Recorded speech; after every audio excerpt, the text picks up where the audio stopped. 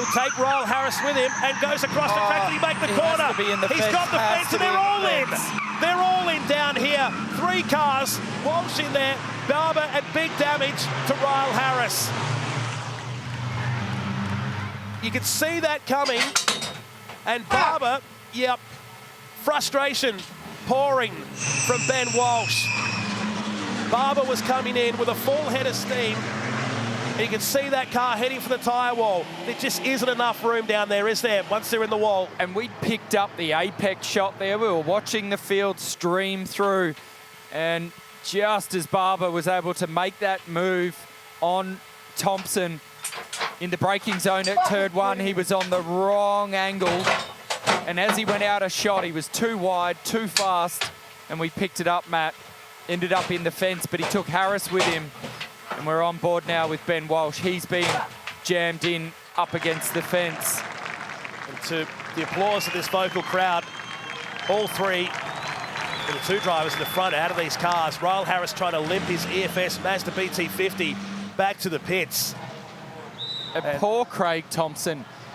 He looked like he was doing the right thing. He let Barber go. He let Harris go. And then he finds himself in the wrong spot once again. And Barber looking to exit out of the passenger side door of his number 87 car. Thompson gets in, so all 3 out. Gee, I love this crowd here. They really do get behind and support the drivers here, right in front of Customs House.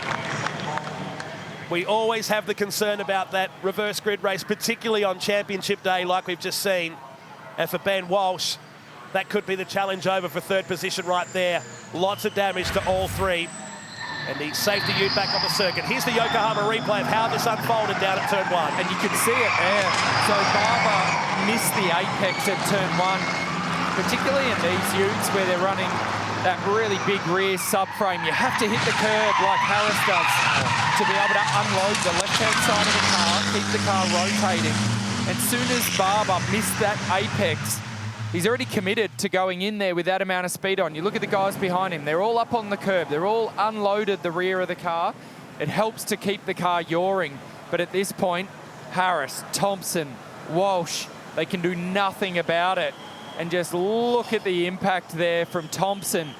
And then likewise for Walsh.